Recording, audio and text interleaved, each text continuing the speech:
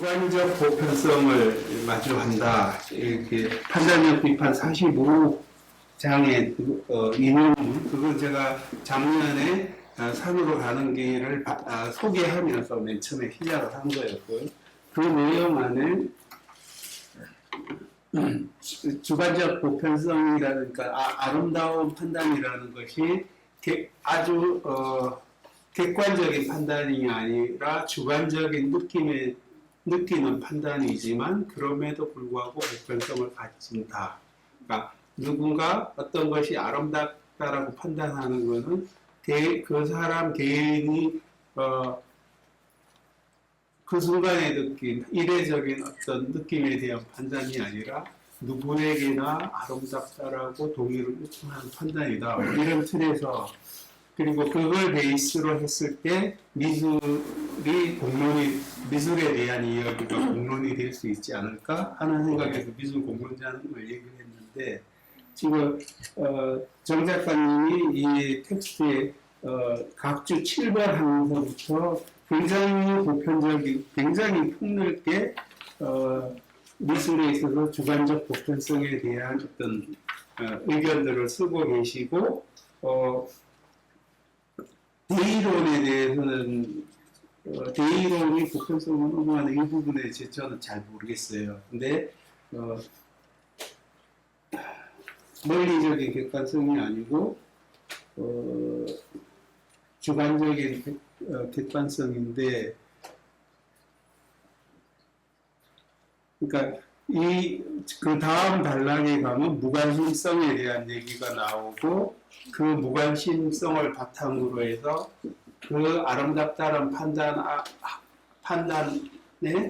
판단하는 사람의 사적인 어떤 묶임도 제약도 없기 때문에, 그러니까 이 마음의 능력을 공유하고 있을 같은 종의 인간에게는 누구에게나 아름답다라고 판단될 수 있을 것이다 라는 이야기를 하고 있어요. 근데 이제 정 작가님 입장은 무관심성이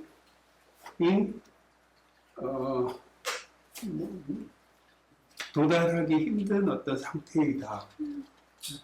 네? 이런 시선도 있고, 그리고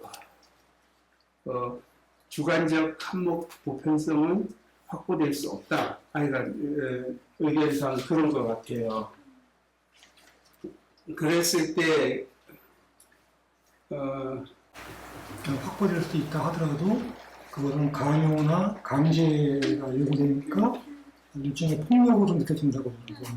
네, 네, 네. 저한테 이제 그러니까 일반적인 인식 수준에서 도저히 도달할 수 없는 극경지다 라고 하면서 그 선정이나 정렬을 연상시키는 그런 부분들을 얘기하고 계신데, 여기에서 한 가지 그런 어떤 고차원적인 집중이나 고차원적인 어떤 모든 개인의 마음의 상태로 해탈된 그런 상태가 아니더라도 가능한 가능성을 칸츠가 이미 설명하고 있는 것 같아요. 판단력 비판에서 판단을 두 가지로 나눠 결정하는 판단력과 대비추론 판단력으로 나누면서, 결정하는 판단력을 정의하기를 그 판단하는 사람이 지금 마주한 것을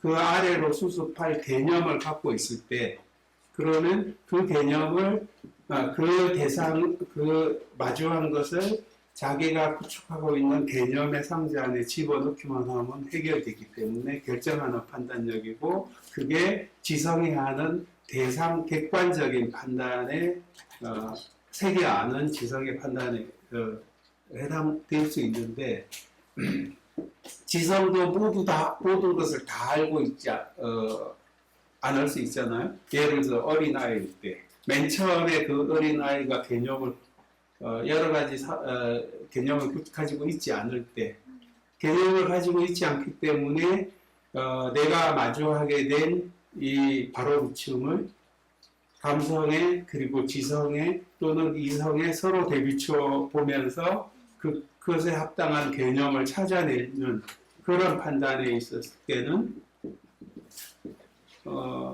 물론 알려고 하고 자기가 구축한 개념 체계의 틀 안으로 개념을 가지고 찾아갈 수도 있지만 전혀 거기에서 벗어나서 개념의 구속 없이 그리고 개인의 어떤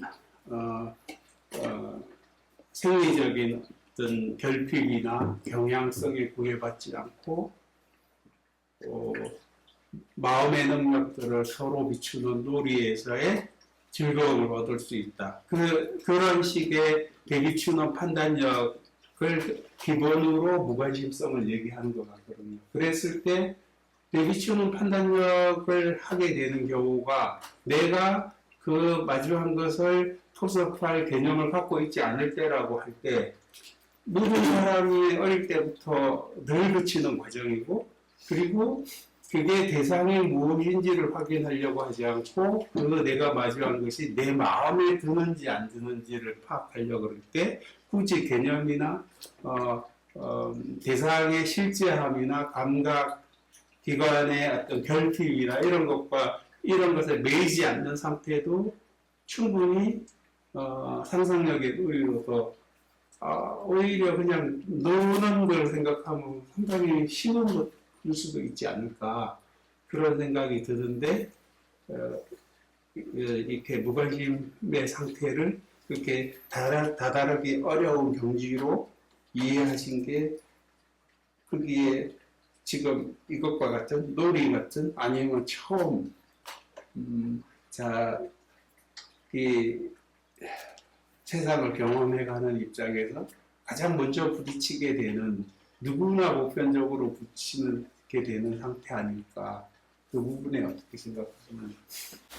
글쎄 이제 저는 제가 이제 예전에 미학 강의를 할 때 참조했던 미학 서적들 그런 것들을 토대로 설명을 드리면 무관심성에 대해서는 일단 미학자들 내에서도 굉장히 악명이 높은 개념이다. 이거는 이제 수용하기 어려울 뿐더러 이제 가늠하기도 어려운 개념인 거죠. 왜 그러냐면 그 일체의 관심, 그러니까 어떤 보편적인 인간이겠죠.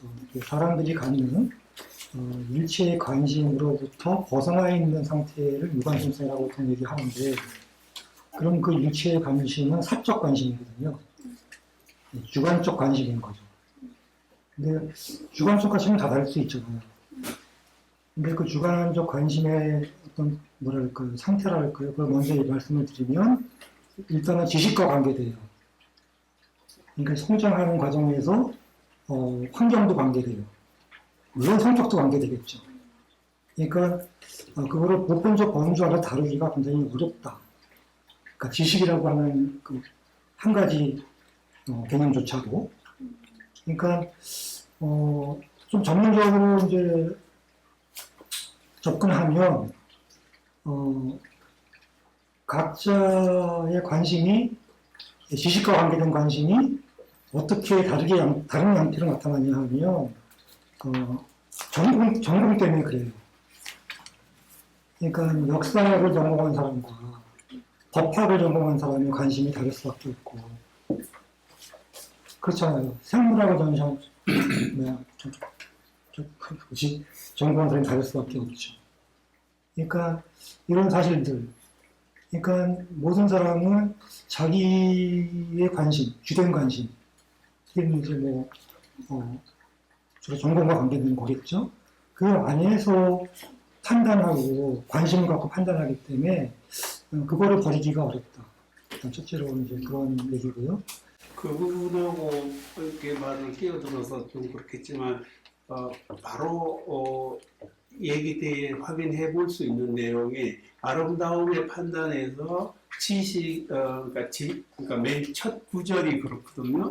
이게 판단력 비판 1장 첫 구절이 무엇이 아름다운지 아닌지 구별하기 위하여 우리는 내가 마음이 마주하고 있는 것 또는 마음에 떠올린 것을 세게 알기 위하여 지성을 통하여 대상에 관계시키는 것이 아니라 아마도 지성과 연결되어 있을 상상력을 통하여 주체와 주체의 쾌, 불쾌의 느낌과 관련시킨다.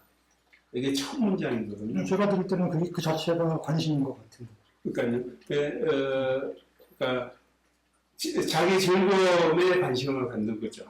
그러니까 객관적인 판단, 그 얘기는 논리적이지 않고 느끼는 것이고 그것은 객관적인 판단이 아니라 주관적인 판단이라는 거예요. 그래서 지식으로 얘기되는 그 객관의 대상의 어떠함을 참이란 그 대상과 일치하는 자기의 판단을 하려는 것과는 관계가 없다는 얘기죠.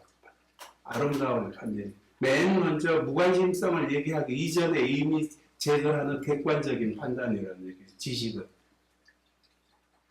여튼 그러니까 그 지식에 구속되는 한, 그러니까 제가 여기 관심이라고 얘기되는 단어가 인트레스인데, 뭐 보통 이자라고도 얘기되기도 하고, 그래서 그냥 관심만으로 해서 명확하지 않다 그래서 그 칸트 이 판단 비판 세미나 하면서 이해 관심 뭐 이 정도로 해야 되지 않을까 이렇게 생각을 그때 번역의 가능성들을 얘기를 했는데 제가 지금 느끼기로는 그냥 마음이 메인 마음 정도로 마음이 메이지 않은 오네 알레 인트레스를 전혀 마음이 메인이 없는 마음에 든 마음이 메인다라는 게 개념에 메이게 되고 좋다라는 이성이 판단하는 도덕적 판단에서 가치 판단하는 개념에 메이게 되고 아니면 몸에 자기 경향성에 대해서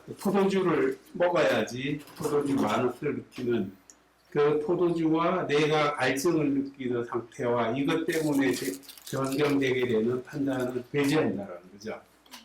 그 두 가지를 배제하기 이전에 지성이 판단하는 객관적인 세계 아는 판단을 배제한 거죠. 제 입장에서는 그 상태를 배제하기 어렵다 이렇게 봅니다. 누구든지 어떤 미적 대상을 대할 때 그 주관적 판단이라고 하는 것을 배제하기가 어렵다. 그건 성장과정의 환경, 그죠? 아니면 뭐랄까요, 심지어는 뭐 어떤 정서적 상태, 그러니까 적성 이런 게 다 다르잖아요. 그러니까 그 모든 것이 종합해서 판단을 하는 것이지 그 모든 걸 버리면서 어떤 대상이 아름다움을 수용하지 않는다. 그럴 가능성이 있다 하더라도 그의 가장 흔하게 알려진 작업 방법에서 중일주의자들이 저 모음 관계에 있는 것을 병치하는 방법이 있잖아요.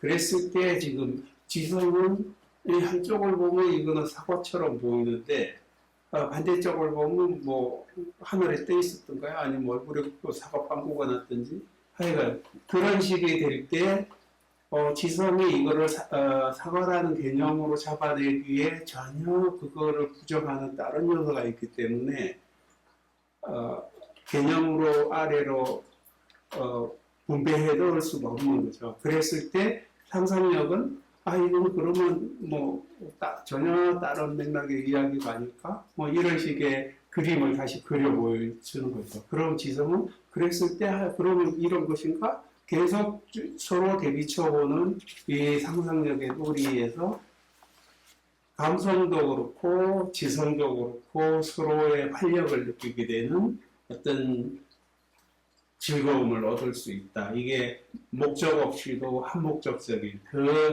인식 기능들을 위해서는 갑자기 호기심이 생기고 활력이 생기고 어떻게 보면 정길수 선생님의 굉장한 몰입도라고 얘기한 어떤 그런 부분 같은 흥분 상태의 어떤 그러니까 카트는 슈팅맨 일부 아인슈팅맨 이렇게 울림이라는 개념으로 쓰는데 어떤 그런 울림을 얻게 되고 그래서 즐겁고 마음에 들 때 아름답다 한다 이렇게 얘기하는 것 같거든요. 그래서 그러니까 지성이 배제되지는 않는데 거기에 구애되지는 않는다는 거죠. 마지막에 아름답다라는 판단은 분명 지적인 판단이죠. 그런데 대상에 대한 판단이 아니고 주관의 마음의 활력에 대한 판단이죠. 그 제가 느끼는 거는 그 주관이 다 다르다는 거예요. 그러니까 주관이 다 다른다는 거에서는 보편법칙을 끌어들이기는 그거는 제가 볼 때는 이제 폭력으로 느껴진다. 그러니까 강제로 느껴지고. 주관이 다 다르다라는 것들을 얘기할 때 칸트이기 때문에, 그러니까 칸트가 선형 철학을 얘기하고 초월 철학을 얘기하면서 승수이성, 실천이성, 판단력을 함께 쓴 이 전체를 보지 않으면 얘기가 안 되는 거죠. 그러니까 주관의 마음의 능력들이 이렇게 구성되어 있을 것이다라고 감성의 틀로서 공간과 시간을 얘기하고, 그리고 그거를 느끼고 판단하고 세계 아는 능력으로서 지성의 선언적인, 저는 그것도 동일하게 틀이라고 생각을 해요. 경험이 가능하려면 미리 구성되어 있는 틀로서 카테고리를 보통 이제 철학 번역하는 데는 범주 이렇게 번역하는데, 저는 그거 너무 어렵다. 범주라고 들어봤자 카테고리보다 더 이해가 안 돼. 그래서 저는 틀기금이라고 번역을 하거든요. 그러니까 내가 어떤 것을 판단하고 느끼고 판단하고 결정하는 판단 작용에 있어서 작동하는 어떤 그 틀을 구성하는 틀기둥 같은 게 선언적으로 갖추어져 있다는 거죠. 그리고 이성의 변정법적인 모두 해서 그 자기가 느끼고 판단하는 것들을 모두 해서 세계를 파악해가는 그 공통의 마음의 능력들을 가지고 있는 인간이기 때문에 아무런 사적인, 개인적인, 육체적인 쏠림이나 가치의 개념의 후속이나 객관적인 증거 없이도 주관적으로 마음에 드는 것이 모든 그와 동일한 선험적인 마음의 틀들과 마음의 기준 가진 사람에게는 필연적으로 아름답다고 판단하는 거죠. 저는 그 부분 동의 못해요. 그러니까요. 저는 동의 못합니다. 모든 사람한테 공통적이다 하는 그 부분을 저는 강제라고 생각을 하고요. 그게 굉장한 폭력으로 들려요. 이거는 선언적인 이성의 문제를 가지고 아름다움을 주장할 것이지, 그 여타의 다른 문제로 아름다움에 접근하는 것을 말하자면 하위에 두고 이걸 억압하는 태도로 느껴져요. 그러니까 특수를 보편으로 포섭시킨다고 하는 이 논리는 서구 사람 전체에서 강제적으로 계속 이끌어왔던 것 같아요. 아까 데일론 말씀하셨는데, 데일론은 사실 미의 제일 원리예요. 서양에서는古대 그리스도부터 근대까지 약 2000년 동안 지속됐던 유일한 미의 원리예요. 데일론이. 그러니까 미의 그러면 이게 단순한 하나의 가치가 아니거든요. 단순한 하나의 가치로 수렴될 때, 포섭될 때 유일한 미가 데이론인데, 그 데이론은 그래서 순수미라고 불러요. 다른 미는 허용을 안 한 거죠. 미 중에서. 그럼 그 데이론이 뭐냐면 피타고라스 그 이론에서 그 학파로부터 나온 거잖아요. 비례의 원리거든요. 그러니까 약간 개념적으로는 다르지만, 어떤 인식론적인 작품 방식에는 다르지만, 하나의 원리로 이렇게 통합되어 있는 것 같아요. 서구 철학은 제 생각에는. 그러면 우리가 흔히 알고 있던, 제가 그래서 썼지만 현이상학의 논리, 이데아의 논리, 고대 그리스의 이데아의 논리도 현상에서의 아름다움을 인정하지 않거든요. 그 뭐죠? 이데아라는 세계와 현상계는 이원화되어 있잖아요. 다 알다시피. 이 사이에는 거대한 이제 장애가 있어서, 그죠? 이 현상계라고 하는, 우리 흔히 얘기할 때, 현상계라고 하는, 있는 모든 속성들은 이데아의 그림자에 불과한 거예요. 모든 조건은 이데아의, 그러니까 물질과 경험과 감성을 초월한 이데아의 세계에 다 구현되어 있는 거죠. 초월적으로. 이 초월적이라고 하는 것이 선언적인 칸트의 맥락하고 있다고 저는 보는 거예요. 데일은 순수한 이성적인 논리에서 판단되는 수의 원리에 있는 거거든요. 근데 이 수의 원리도 엄격히 말하면 폭력적이에요. 1차적으로 지금 이렇게 경험의 세계를 하위로 보는 것도 폭력적이지만 수 자체의 논리 안에서 폭력이 있다. 저는 그렇게 보는 거예요. 왜냐면 피타고라스 논리에서는 뭐죠? 소수점 이하의 지위를 인정하지 않거든요. 그러니까 어떤 얘기예요? 소수점 이하. 그러니까 정수만을 인정, 무리수죠. 무리수를 인정하지 않는 거예요. 그것도 폭력적이거든요. 왜냐면 제가 알기로는 그 당시에 피타고라스 학파에서 무리수를 주장하는 사람이 있으면 사형을 당할 정도로 폭력적이었어요. 몰래 죽여버렸어요. 빠져 죽여버렸어요. 네. 그 정도로 강력한 그런 이데올로기가 그 안에 있는 거거든요. 그 서양의 철학에서는 물질보다는 정신을 그 뭐라 할까요? 과도하게 우월적으로 평가하고 그 신급 안에서 모든 걸 재단하는 그런 가치관이 형성되어 있고 저는 칸트도 그 연장성이 있다 이렇게 봐요.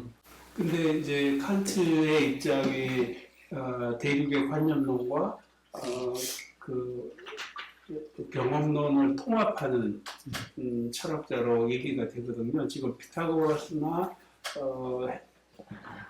플라톤의 이데아론 같은 경우는 전형적인 관념론이죠. 관념의 세계가 구성될 수 있고 이해될 수 있다라는. 근데 칸트는 분명히 모든 판단은 경험으로부터 시작된다라는 것을 전제해요. 근데 이 사람이 순수 이성 비판에 찾는 가장 궁극적인 질문이 선언적인 종합 판단이 가능한가? 그러니까 주어진 것을 분석 판단하는 게 아니라 경험에 구속되지 않고도 계속 종합해 갈 수 있는 판단이 가능한가?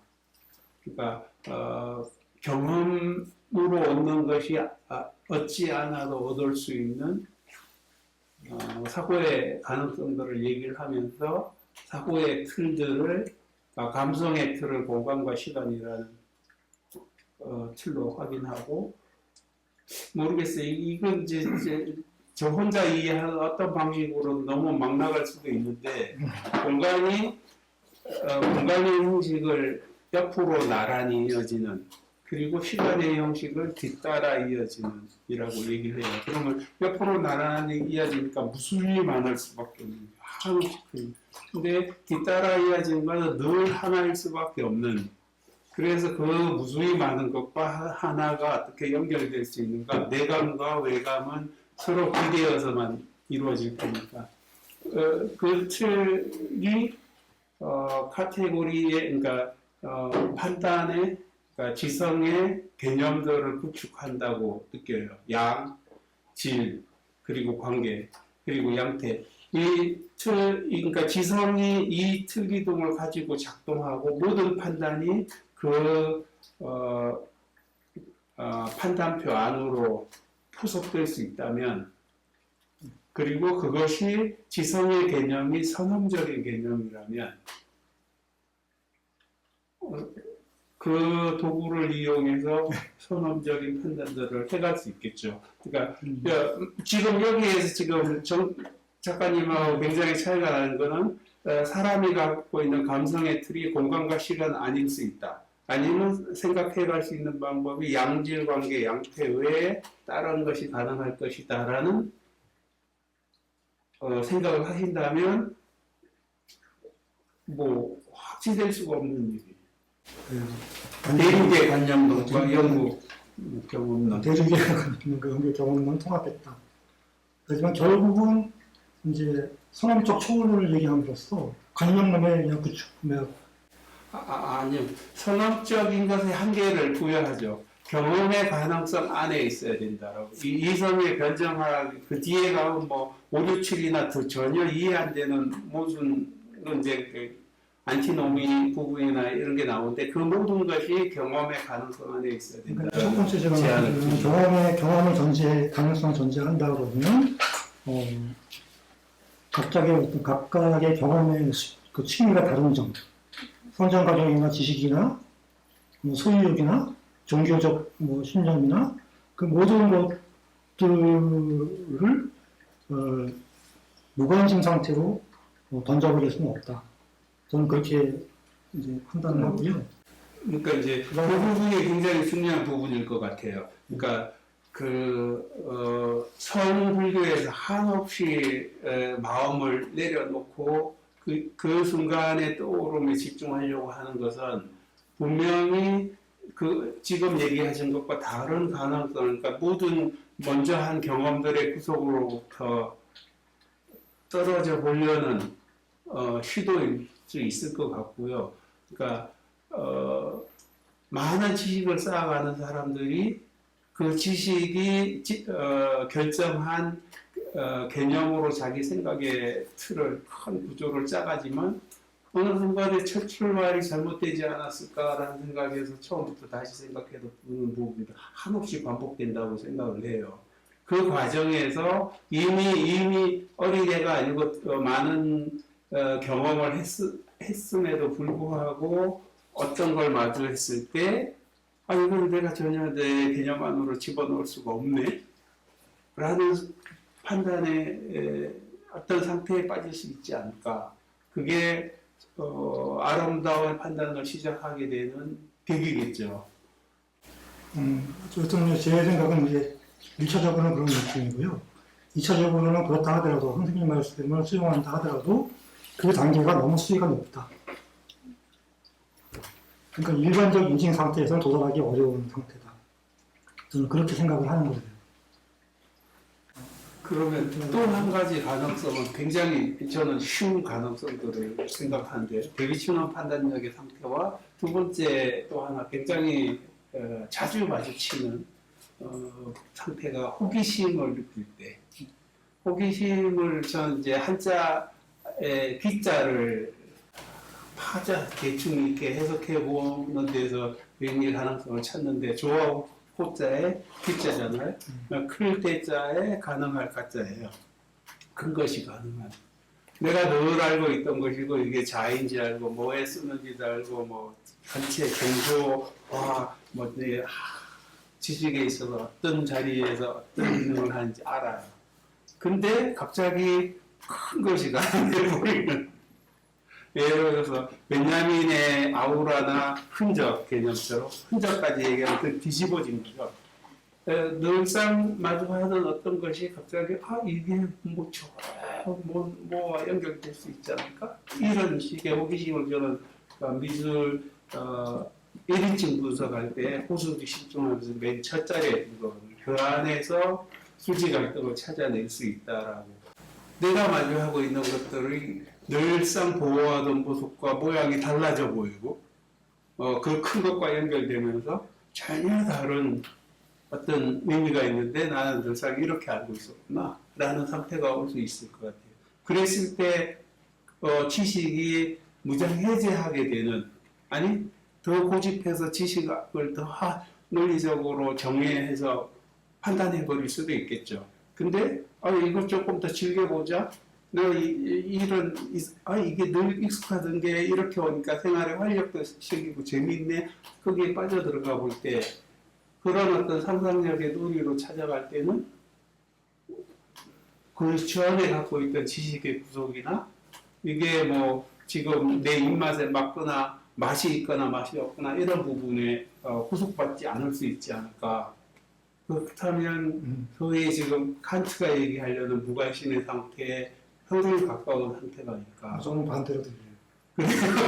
호기심도 강력한 관심으로 들려요. 이제 18세기를 미학의 시대라고 불러요. 근대 인문학이 열렸을 때 이제 최고 정점을 찍었던 학문이 미학이에요. 이제 철학 이론은 너무 고르했고, 그래서 이제 새로운 어떤 그런 가치를 지향했을 때 학문의 길을 열고, 그리고 폭발적 어떤 그런 위상을 찾아있던 게 미학인데, 곧바로 이제 그것을 대체하는 게 이제 그 유효성이 뭐 상수직사로 말할 수는 없겠죠. 그런데 곧바로 대체하는 게 예술이거든요. 제가 왜 이 말씀을 드리냐면, 칸트의 무관심성이나 취미판단론 같은 경우에는 전적으로 미적 반조 또는 향수에 수렴되는 개념이에요. 거기와 관계되는 개념이라는 거죠. 그러니까 예술 작품이나 예술 창작에 대한 얘기는 여기에 결합되지 않아요. 전적으로 미학자로서 아까 이제 어떤 그런 감각 대상을 말씀하셨는데 1차적인 감각 대상 그게 자연적 감각 대상이 아니라 예술 작품일 가능성이 높아요. 아름다움을 논할 때 그리고 그 예술 작품을 수용할 때 관주라는 개념을 쓰잖아요. 그때만 이 무관심적 개념이 들어가는 거예요. 일상적인 개념이 들어가지 않는 거죠. 그래서 철저하게 미학, 또는 미적 관조 또는 향수 그러니까 무관심성 상태에서 아름다움의 가치를 수용하는 것 거기서 쾌감을 느끼는 것 질질 향자니까 향수 즐거움을 받아들인다 미적 대상으로부터 그러니까 이 감각 대상 미적 감각 대상은 자연 대상이 아니라 예술 작품이다. 그러니까 아름다움을 또 미학에서는 그렇게 규정하죠. 미학은 아름다움을 구명하는 것이다. 구명하는 학문. 구명. 예, 그 구명 어떻게 쓰나요?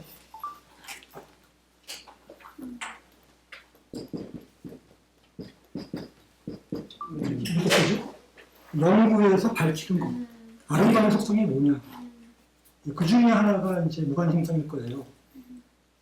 근데 이게 너무 난해하기 때문에 굉장히 오랫동안 논란이 됐고 또 그만큼 현대미술에 엄청난 영향을 미치는 개념인 거죠.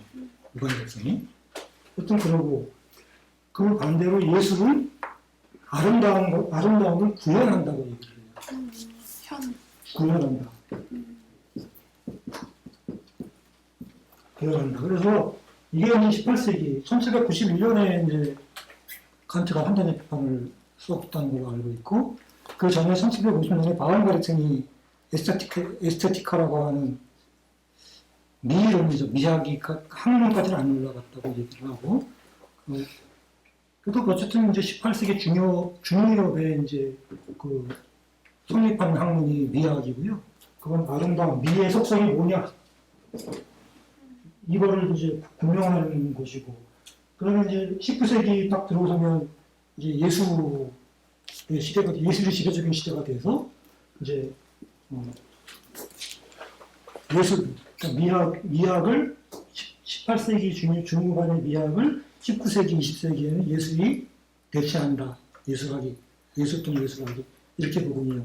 이 두 개는 엄청난 차이가 있는 거예요. 예술 작품을 구현하려면 아주 굉장히 많은 어떤 감각 대상, 물질, 그 모든 것들을 말하자면 수용을 해야지만 이게 가능한 일이기 때문에 얼핏 뭐 비슷한 일인 것 같지만 이제 다르게 취급하고 있는 거죠. 제가 생각할 때 그렇기 때문에 미학과 예술학의 어떤 기본 전제 또는 그 갈림길, 분기점이 이런 속성 때문에 생기는 게 아닐까 저는 이렇게 생각을 하는 거죠. 근데 그 예술 창작이라는 것도 아름다움의 구현이라면 물론 이제 먼저 미학이 이렇게 예를 들어 칸트 같은 판단적 비판 같은 거 처음 보고 저는 그렇게 느꼈거든요. 그러니까 그 이후 200년의 미술사를 다 미리 써놨다고. 그러니까 그랬듯이 미학에 있어서 어떤 철학적인 논리적인 전개들 때문에 먼저 거기까지 가 있는 그게 먼저 간 건지 하는 이런 그랬을까 하는 의구심은 있지만 그 이후에 창작 활동이 그 가치들을 아름다움이라는 게 이런 것이다라고 얘기될 수 있는 그 가치들을 구현하기 위해서 작업 방식으로 그대로 튀어나왔을 때 물론 구명과 구현은 완전히 다른 얘기일 수 있지만 실제는 그 생각들, 그 판단에 있어서 동의할 수 있는 거잖아요. 그리고 이런 가능성이 있어서 이렇게 작업을 하게 됐다라고 읽을 수 있으니까. 그리고 아름다움을 구현하기 위해서는 각 작가는 나는 아름다움을 이렇게 판단한다라는 자기의 결정이 있어야지 구현하게 되는 거잖아요. 그리고 제가 일회칭 분석론으로 얘기한 거는 바로 창작 과정론이라고 생각을 하고 이렇게 나름대로 과정들을 정리한 건데 아까 얘기했던 호기심, 그 호기심 속에서 수와 지의 갈등을 서로 잡아내게 되면 구체적으로 뒤틀어서 작업으로 만들어낼 가능성이 전개될 수 있다. 이런 과정에서 호기심이 먼저고 수지 갈등 그리고 뒤틀기 그리고 뭐 그거를 실천해내고 종합하고 뭐 이 정도로 생각을 했는데, 그러니까 호기심에서 늘상 이해하던 것과 다른 저 훨씬 더 큰 것, 훨씬 더 다른 것이 연결될 수 있겠네라는 생각을 하고 왜 그렇지라는 틀에서 이런 이제 공자의 하여간 이런 규칙성, 자연의 법칙성과 어떤 내 의지, 어떤 의지의 갈등 관계가 아닐까. 그런 틀에서 이거를 그러니까 자연의 법칙성에 맞게끔 딱 정리해야 되고 해버리면 자연과학의 일종이 되겠죠. 내 의지로 확 다 바꿔버리면 어떤 도덕적인, 종교적인 어떤 실천 이동의 어떤 결과가 될 텐데, 그 어떤 것들이 뒤엉켜서 그러니까 그런 것들에 구속되지 않고 만들어낼 때 작업이 되는 거 아닌가. 그랬을 때 무관심성이나 이 미학에서 미리 얘기됐던 내용들이 그 과정에서 일어나지 않을까, 그렇게 생각을 하거든요. 그러니까 분명 해낸 것도 뭐 철학적인 속박이었지만 그 틀을 이해하고 자기의 어떤 미적인 판단을 규현해내는데도 무관심성이나 뭐 목적 없는 한목적성이나 이런 것들이 함께 할 수 있지 않을까. 생각이 많이 이제 좀 지금 말씀하신 부분에서도 여러 가지 생각이 좀 엇갈리는 것 같아요. 그 생각은 이제 첫 번째 칸트 미학이 미래 앞으로 200년의 예술사를 미리 썼다고 하는 그 내용도 한번 생각해 봐야 될 내용인 것 같고요. 한번 단추해 봐야 된다는 거죠. 첫 번째로 그렇다면 그게 자연스러운 거였을까? 그런 현상이 자발적으로 자연스럽게 일어났을까 하는 걸 한번 생각해 봐야 된다. 용어가 좀 정확한지 모르겠지만 이 부분에 대한 어떤 그런 의구심은 뭐냐 하면, 결국은 칸트의 무관심성과 뭐 주관적 필요성, 이런 칸트 판단력 비판의 핵심 개념은 후대 칸트 이후에 제도에서 수용한 거예요.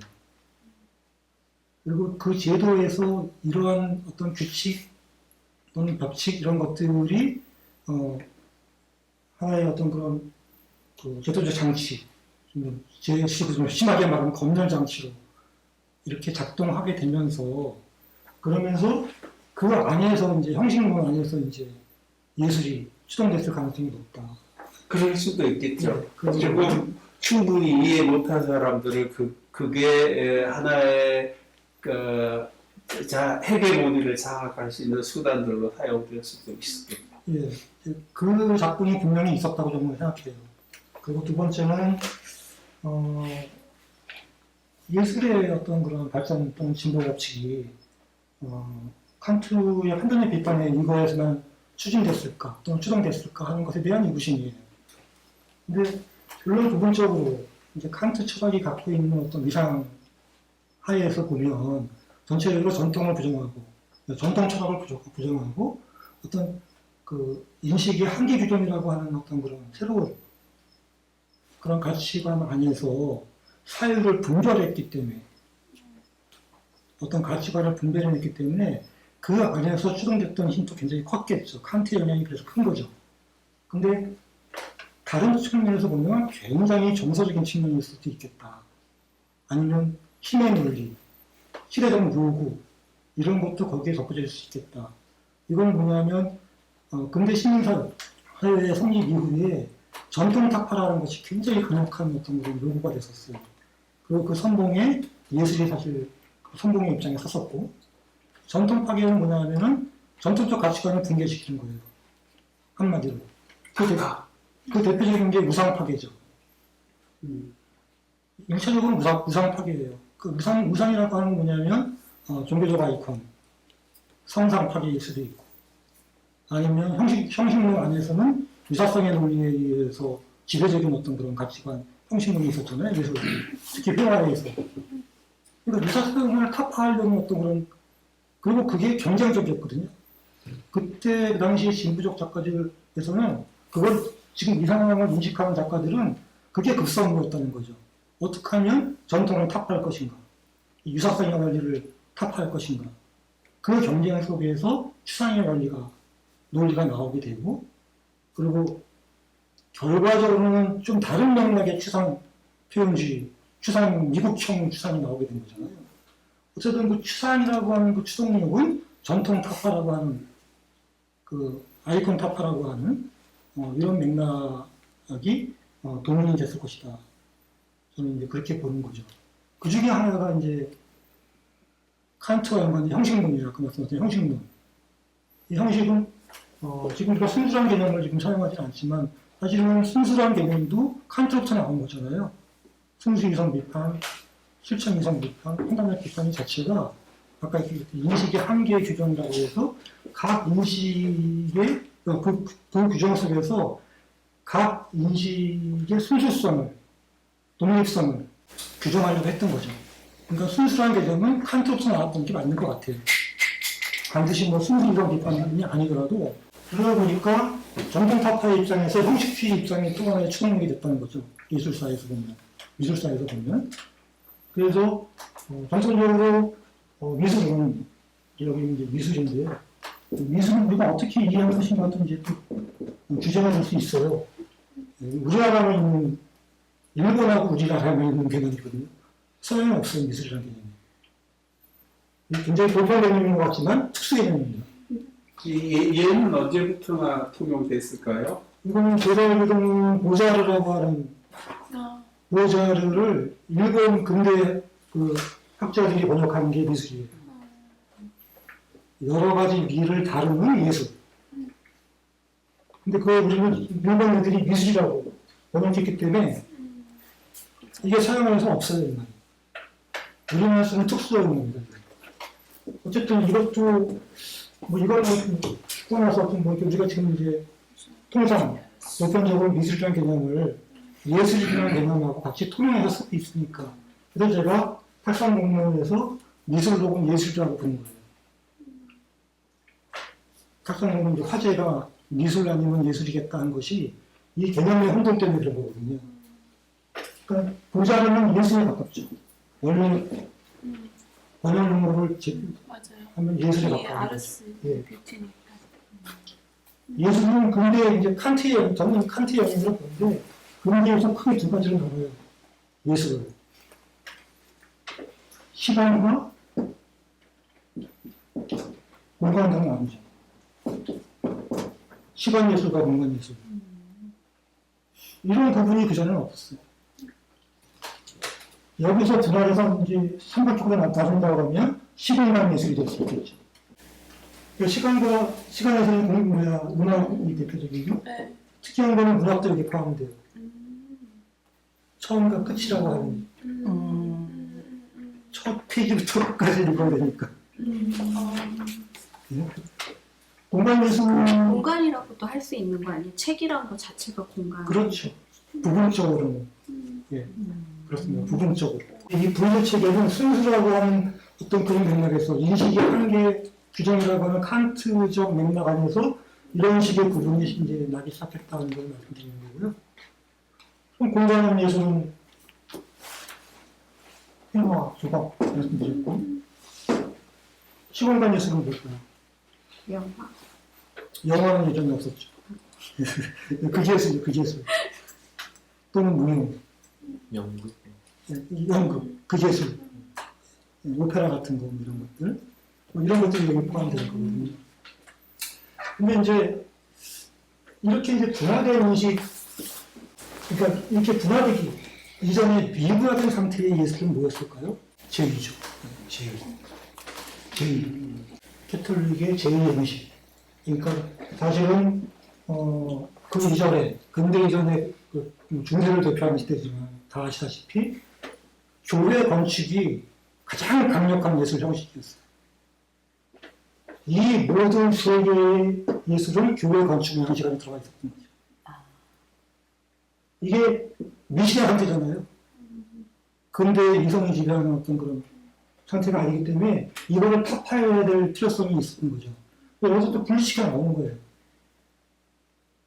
제일 먼저 분할돼 나온 게 회화예요. 15세기의 제단화. 다 아시죠? 제단화. 벽에서부터 분리돼 나오고 르네상스 시대에 16세기, 17세기에 회화가 분리돼 나오고 이런 식으로 분화돼 나와서 근대적 어떤 시각에서는 이런 식으로 고증이 되기 시작했다. 이런 말씀을 이제 드리는 건데 결국은 예술 안에서도 근대에 와서야 이렇게 분화되는 관점이 생겼고 이 안에서 형식론이 굉장히 강하게 대두되기 시작했다. 그것도 칸트의 영향이죠.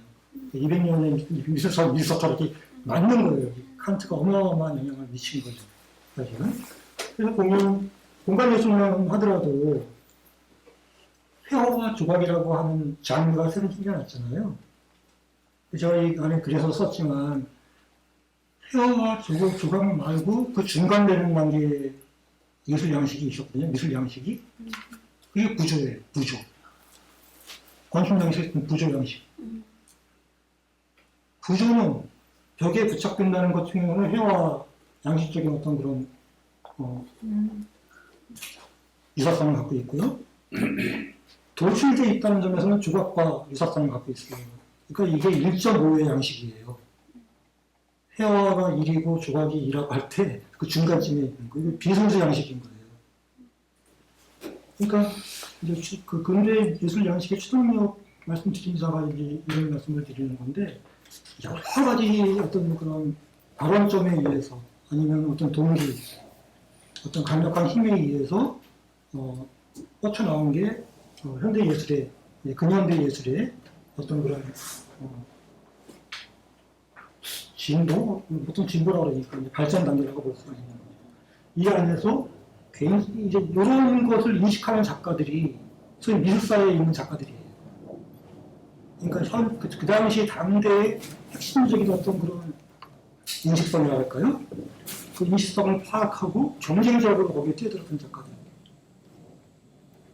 예를 들면 대부분 다죠. 지금 떠오르는 거는 마티스. 마티스가 몬드리안에 앞서서 거의 최초로 추상관계이거든요. 형상을 파괴하면서. 거의 그러다가 이제 다시 또 이제 유사성의 원리안에 함몰되고 많이 하지만 그 등등해서 여러 가지가 있지만 피카소도 그 중에 하나라고 할 수 있고요. 주관적 보편성이 인정할 수 없다라는 틀이 된다면 미술에 대한 평가는 어떻게 되어가야 되고 미술사로 정립된 것이나 아니면 각 제도에서들 미술을 뭔가 가치 기준이 있어서 뭐 비엔날레를 하거나 뭐 할 텐데 이제 그런 식의 주관적 보편성에 대해서 제일 경험적 반론을 피는 사람들이 그래요. 99명이 아름답다 하더라도 한 명이 아름답다고 하지 않는 작업이 아름답다고 얘기될 수 있나? 그 한 명의 느낌은 무의미한 것인가? 이런 얘기 제일 많이 들었던 것 같은데 그런 면에서 주관적 보편성을 너무 강요하는 것도 문제일 것 같아요. 정 작가님의 의견도 충분히 강요나 억압이 되거나 그리고 이성의 지배나 이 뒤에 보면 그런 식의 요소로 되는 것도 문제일 것 같은데 만약에 그래서 주관적 보편성을 부정한다면 우리는 미술에 대해서 어떻게 서로 얘기할 수 있을까? 그런 부분. 지금 이제 주관적 보편성에 대해서는 지금 제가 쓴 글에 거기서 너무 난해한 개념이어서 제가 갖고 있는 석학도 없고 서적을 하나의 비판을 본들 이해의 한계가 있을 것 같아서 네이버에서 이제 초봉을 검색을 해봤는데 그랬더니 2005년도에 김상현이라고 하는 그 판단력 비판 해제를 이렇게 올려놨더라고요. 그 내용을 지금 충실하게 제가 일부 발췌해서 거기에 대한 글에 소개를 해놨습니다. 김상현 이분이 그 김창원 박사나 김대문 박사님을 만나면 많이 회자되는 분이더라고요. 이미 한국에서 이쪽 계열의 꽤 2005년에 벌써 제가 이제 막 기획했을 때 그런 공부가 시작했을 때 이분 얘기를 자주 들었고. 예, 예. 근데 어쨌든 제가 느낄 때는 김상현이라는 분이 해제한 거는 상당히 개인적인 어떤 그런 자의적인 어떤 그런 해석이 많이 이제 반영되어 있다. 이렇게 말씀드릴 수 있을 것 같고요. 이거 하나만 여기 그 해제 번역하신 분이 누구시죠? 백종현 씨. 제 느낌에 그분이 강연한 거 좀 들어봤는데 백종현 씨 번역을 뭐랄까요, 느낌상으로 조금 좀 폄훼하는 듯한 느낌이 들었어요. 그러니까 해석 없이 지나치게 자구적 해석을 했다. 자구적으로 해석을 해서 번역을 했다. 그 자체는 한계가 있다고 이제 그런 내용. 그걸 한계라고도 지적하는데 그 때문에 칸트에게 원문과 번역본을 함께 보면서 다 할 수 있는 가능성을 열었다고 환호하는 사람들도. 네, 그러니까요. 더 가능하면 원전을 보는 게 가장 좋겠죠, 사실은. 번역이 불가능한 개념들이 상당히 많을 거라고 저는 이제 추정하기 때문에. 근데 저도 뭐 독일에서 공부했지만 짧은 기간이고 원전을 뭐 수용할, 해석할 그런 능력이 못해서 어쨌든 그 해제의 동의를 많이 받았습니다. 근데 그 해제의 내용을 보면 주관적 보편성이라고 하는 것이 제가 말씀드린 이제 그건 나중에 얘기하고요. 여기서는 예를 드는 게 전칭 판단과 단칭 판단이라고 하는 개념이 들어요. 전칭 판단이라고 하는 것은 모든 사람은 죽는다. 예의 없이 인정하는 그런 판단일 경우에 보편성을 확보할 수가 있는 거죠. 근데 이 장면은 아름답다라고 하는 판단은 단칭 판단이에요. 단칭 판단이 아니라. 그러니까 보편적인 범주가 아니라 주관적, 개별적 판단인 거죠. 근데 이 판단이 어떻게 보편성을 획득할 수 있느냐에 대해서 페이지를 제가 읽어봤는데 제가 동의하기가 어렵다.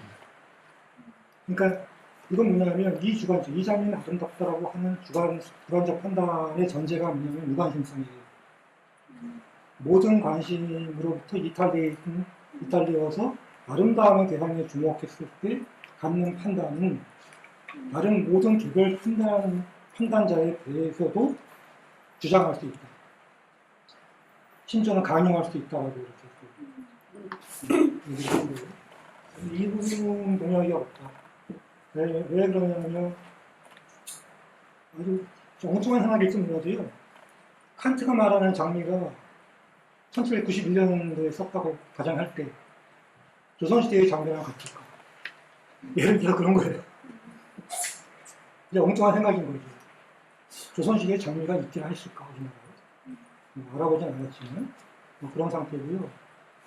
칸트가 말했을 때 이 장면은 아름답다라고 하는 그 장미의 상태.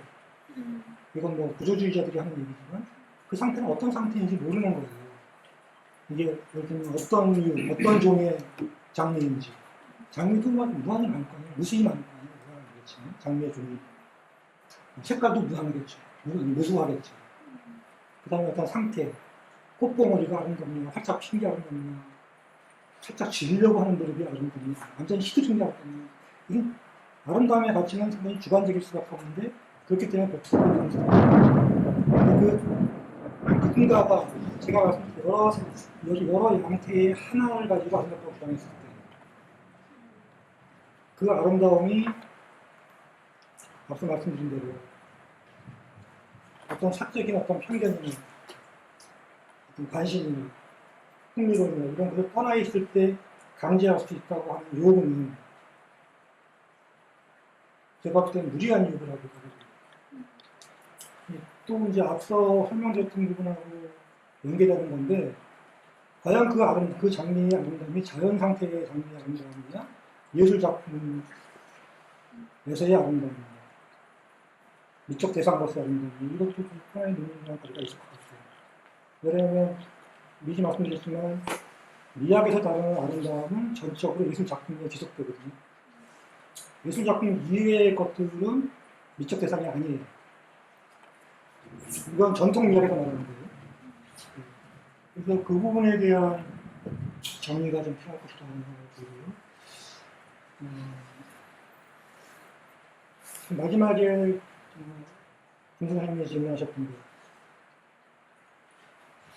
만약에 이게 이 무관심성이 가능하지 않거나 또는 뭐 유효하지 않은 그런 개념이라면 그러면 과연 어떤 것을 대상으로 해서 어떤 아름다움을 대상으로 해서 우리가 예술 작품을 추구하는 것을 이렇게 이해하는 게 아니에요. 이 대답은 작년에도 제가 말씀드렸던 것 같아요. 그러니까 미적 대상을 구현하거나 아름다움을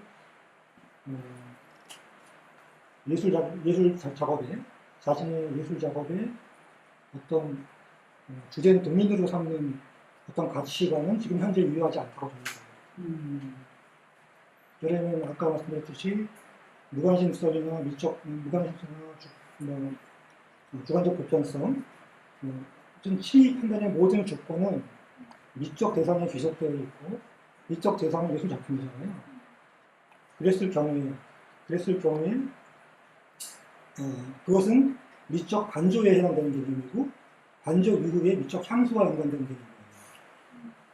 철저하게 인식론적 관점에서 아름다움을 구명하거나 어쨌든 뭐 수용하는 그런 문제거든요. 그러니까는 예술 작품에 창작하고는 거리가 있다. 이건 현대 미술이 길을 잃었다는 얘기네. 더 이상 미술이라고 얘기할 필요가 없는. 전통적 맥락에서의 추동력은 잃었죠. 길을 잃었죠. 이제 눈먼 상태가 됐는데 새로운 길을 다니면서 열었죠. 그러니까 미적 대상, 아름다움의 대상을 구현하기 위해서 작업한다고 보지 않아요. 최근에 시간 예술가들이 특히 포스모더니즘 이후로 이거는 한국론 안에서는 끊임없는 진보적 형식주의, 바로 전 세대의 어떤 그 형식주의적 어떤 전략을 타파하고 새로운 길을 여는 방식 안에서 예를 들면 페스트시나 뭐죠 독일 앞으로 풀어주는가 차용 전략을 보잖아요. 포스트모더니즘 아니면 뭐 유전교대 하이브리드 같은 거. 그러니까 그전에는 순종 활동주의를 이제 순수라고 전통미학에서는 주장하고 그 아름다움의 대상을 구현한 것이 예술이었다 그러면 더 이상 그게 유효하지 않으니까 그 형식을 푼 거죠. 그래서 제가 늘 말씀드리지만 미니멀리즘 이후에 폭발이 일어나서 더 이상 미적 대상의 동일한 가치, 동일성의 가치만 가지고 그러니까 아름다움을 추구하지 않는다. 그러니까 형식론 안에서 새로운 어떤 그런 방향성을 제시하기 위해서 예를 들면 차용 전략, 패스시 전략 뭐 이런 모든 것들이 이전은 없었지만 새로움이라고 하는 가치 안에서는 유효성이 있는 거죠. 제가 늘 말씀드린 초기 작가들만 그래요. 근데 우리는 은연중에 이 차용 전략과 이종교배 전략과 패스시 전략, 이 전략을 은연중에 동시에 사용합니다. 제가 볼 때는 우리 금공원 내에 제가 작년에 경험한 모든 작가들이 전부 다 이 전략을 쓰고 있어요. 동일성의 논리에서 작업하지 않죠. 게다가 미적 관조는 거리두기의 원리에서 유효한 거거든요. 그런 관객을 한 자리에 묶어놓죠. 왜? 아름다움을 향수, 관조 수용하기 위해서. 그럼 주체가 움직이면 아름다움의 향수, 또는 관조를 제대로 흡수할 수가 없거든요. 그래서 관조는 반드시 작품과 관조자 사이의 거리두기를 규정하고 있어요. 불변의 법칙처럼. 근데 아시다시피 미니멀리즘 이후에는 전부 다 이 주체를 움직이게 하죠. 미니멀리즘. 그러니까 이 전통적인 맥락의 미의식, 미적 대상의 원리를 깨부수는 거예요. 이 자체가 굉장히 유용한 전략이었다. 진보적 형식주의의 맥락 안에서. 근데 그 이후의 전략은 대부분 다 이 맥락을 명확히 인식하고 자기 작업에 그리고 그렇게 접목시킨 상태에서 그 새로움의 가치를 구현하려고 어떤 적극적 태도가 있다면 그거는 어떤 균형성이 있겠죠. 근데 이런 인식을 하지 못하고 그런 맥락의 작업을 한다면 굉장히 상투성이 짙은 작업이에요. 그렇게 판명할 수밖에 없는 거죠. 그러니까 무의식적으로 그냥 받아들이는 거예요. 우리는 수없이 그런 거를 접하니까. 소위 말하는 포스트 모던 경향 이후에 다양한 예술적 방법을 접해요. 일단 시각을 할 때 많은 도로에서 아니면 많은 강연을 통해서 제어하면서 그리고 심지어는 미술 전문 잡지를 통해서 그냥 무의식적으로 받아들이는 거, 아, 이것도 예술, 이렇게 하면 예술 작품이구나. 이 잡종 교육도 다 예술이 되는 거야. 이거는 동화 반복이고 상투성이라는 거죠. 근데 이런 식의 시각을 아주 칸트의 얘기로 그대로 동의될 수 있는 내용 아닐까요?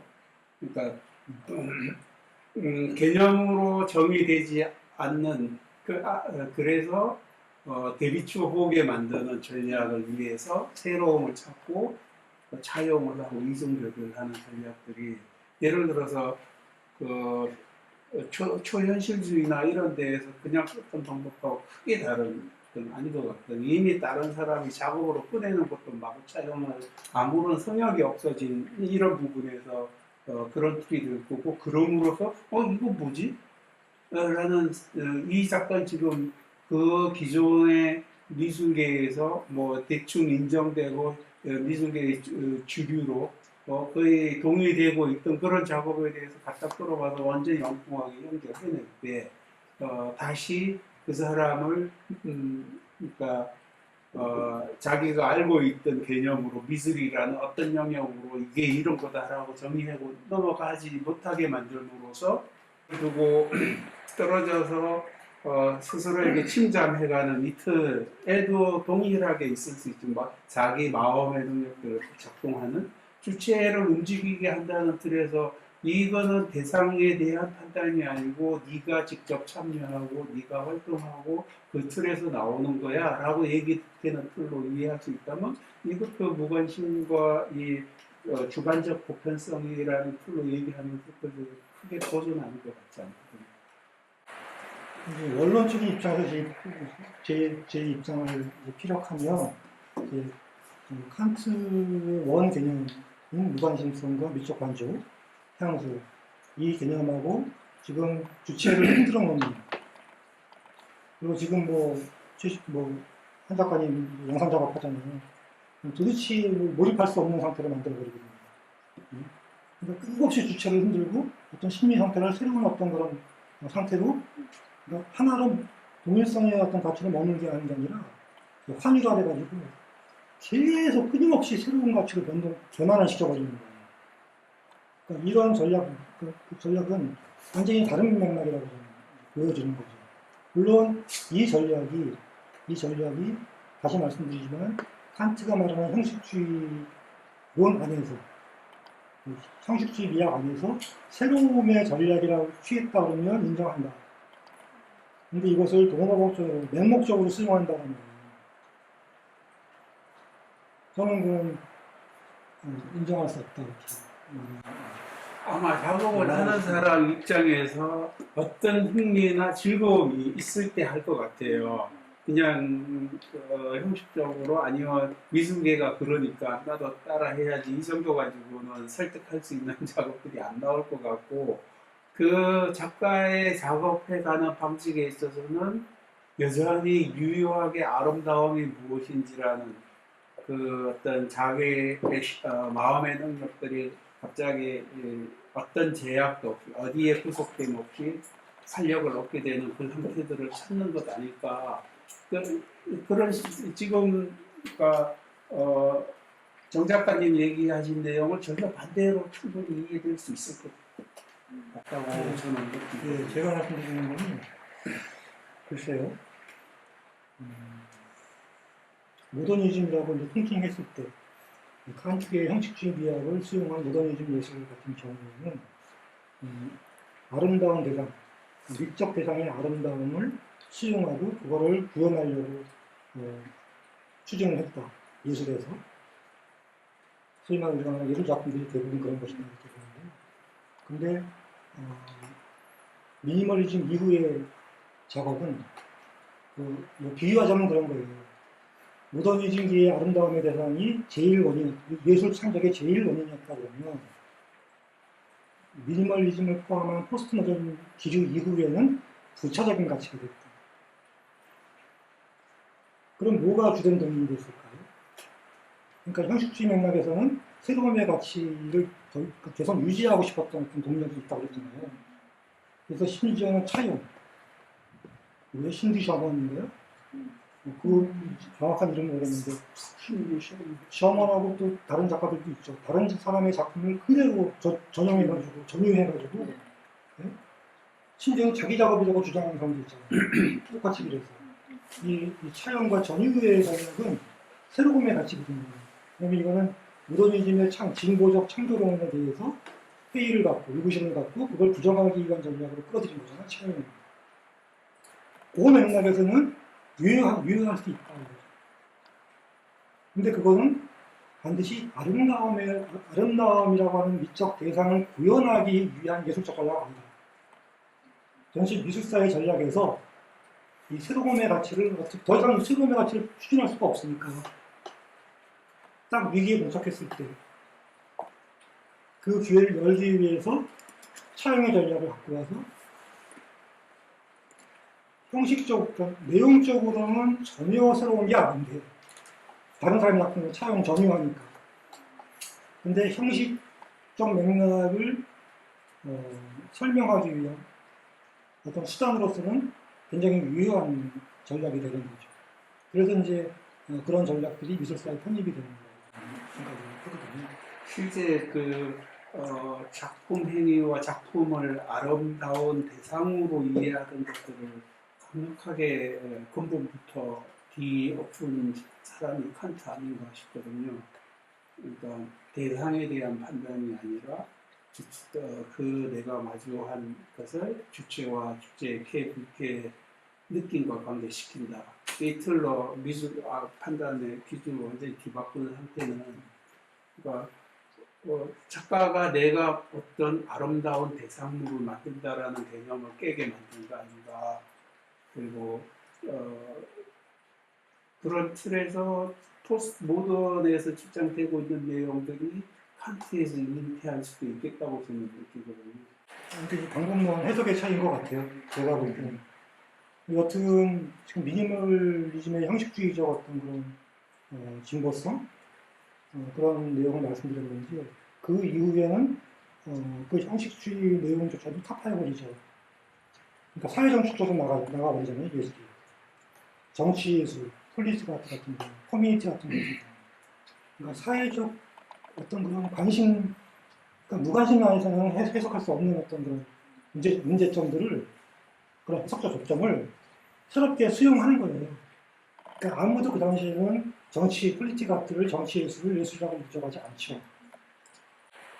근데 그러니까 그 사회주의계에서는 굉장히 크게 시도했었고, 그리고 그러니까 서양 미술사에서는 요셉 보이스가 마르셀 디샹이 추앙받는 데 대해서 열등감을 느껴서 마르셀 디샹의 침묵은 과대평가되었다, 뭐 이런 식으로 딴지를 걸면서 나오는 게 사회조형이라는 개념인 것 같아요. 가장 뚜렷하게 그 부분을 얘기를 했는데, 실제 작업의 출발의 어떤 재료들이 각 개인의 그 시대의 삶이라면, 근본적으로 그 서양 미술에서 찾아냈던 형식주의적인 이런 미술 양식의 역사는 그들의 약간의 서쳐감이었지 본질적인 것은 아닌 것 같아요.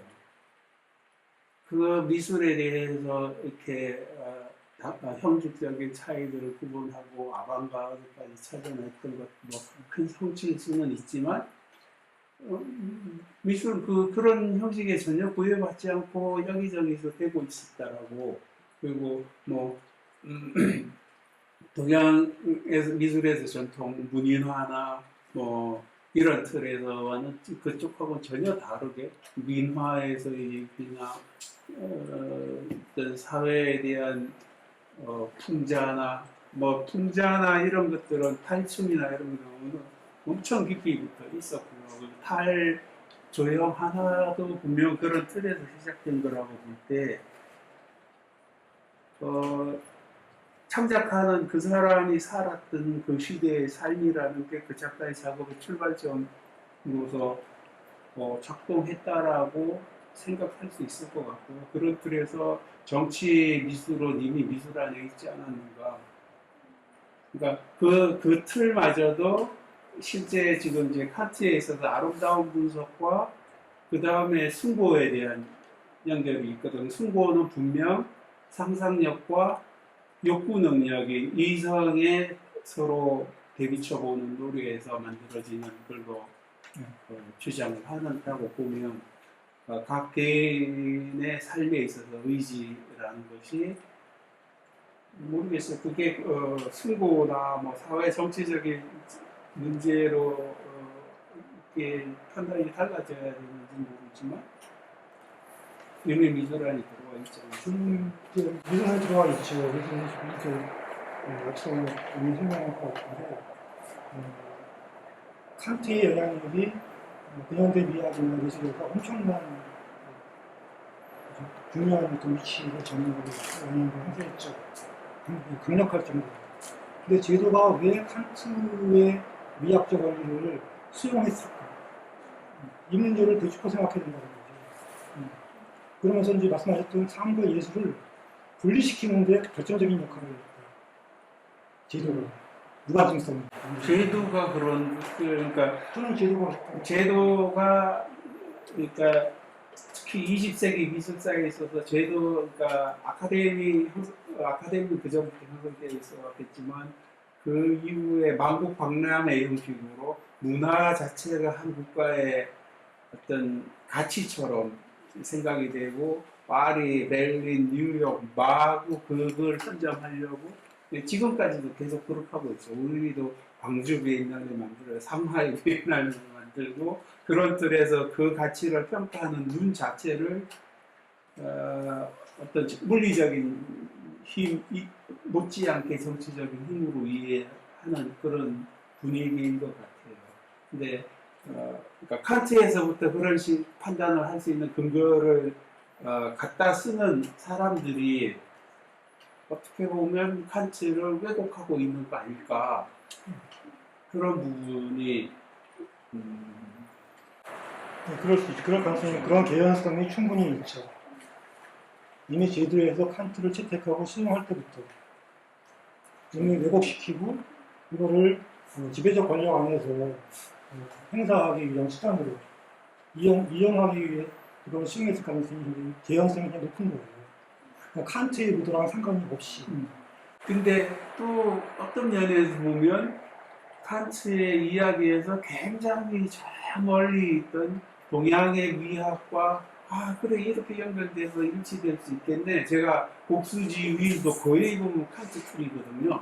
곡이 감성이고 수가 지성이고 지가 이성이고 그 마음의 능력들의 관계 속에서 사람 함까지 가는 뭐 이런 풀들이 공자가 벌써 뭐 한 2500년 전에 얘기했던 부분이 왜 이렇게 보편적으로 함께 여기서도 이런 얘기가 나오네? 이것과 연결될 수 있는 이런 것들이 굉장히 그래 사람들의 생각이 저 멀리 시대적으로 공간적으로 크게 떨어져 있어도 거의 유사한 이야기들이 나오네? 이런 것들 때문에 칸트를 찾게 되는 이유가 있거든요. 지금 이제 예를 드신 거 어떤 적절성 그런 거는 제가 이제 이해를 하겠는데, 제가 본문에서 예를 든 그 사람에 대한 공자의 해석이 또 다른 게 있어요. 논어의 해석이. 그다음에 유약. 유자가 이제 언급한 내용인데, 그게 이제 기위이냐 효제라는 말로 시작해서 중간에 이제 현장 모범, 그다음에 본리기도생, 그다음에 기위 어질인으로 가거든요. 처음에 기위는 사람이 있는데 무릇 사람됨이란 효와 제로, 규정될 수 있다. 그러니까 사람에 대해서는 인식론으로 이해할 수도 있지만 유저 같은 경우는 다른 방식으로 해석한 것 같아요. 그래서 휴와 제라고 하는 부분인데 뭐 다 아시는 기본이죠. 휴와 이거는 이제 아우 제자인데 원래는 이 마음 순자가 생략돼 있다고 그래서 이제 아우 제자로 써요.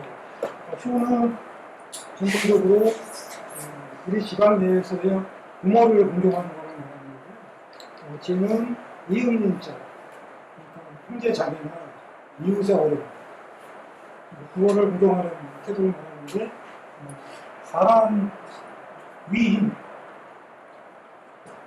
사람됨의 가치는 수와 제로 규정될 수 있다.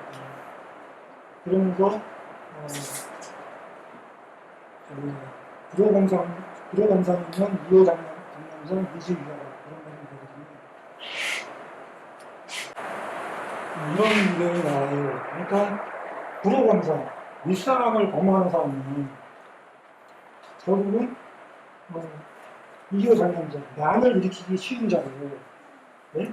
그래서 미지위하 생략되어 있는데 바로 휴와 죄를 행하는 사람이라고 볼 수가 없다. 그러니까 쉽게 이렇게 말씀드리면 윗사람에 대해서 어릴 때부터 자꾸 이렇게 반항하고 이런 사람들은 난을 일으키기 쉬운 자니까 기본적으로 휴와 죄를 섬기는 자라고 볼 수 없다 이렇게 보는 거예요. 근데 물론 이것도 해석이 여러 가지가 있을 수 있는데 이게 수능주의라고 볼 수가 있는 거거든요. 반항을 이렇게 허용하지 않는. 네? 근데 여기서 이제 중요한 내용이 분자이고 분자는 근본에 힘쓰는 사람이고 이 근본에 힘쓴다면 아주 유명한 말이에요. 권리 이도생하니 분자 부분이 전제거든요. 분자는 이 의무, 휴와 제를 행하는 이 의무에 충실히 따르면 길은 스스로 열린다. 그 근본의 길은 스스로 열린다. 그 지향성이 스스로 열린다. 그리고 이것을 기위 여기서 사람이 여기서는 인이 돼요. 온 여다 이렇게 이해하거든요. 그러니까 사람되면 인식론이 아니라 네? 바로 휴와 제라고 하는 사회적 실천 안에서 이루어지는 것이고 그게 군자의 근본이다 이렇게 얘기를 하는 거예요. 그 근본이 섰을 때, 이 사회적 실천이 섰을 때 비로소 군자로서의 길이 열린다.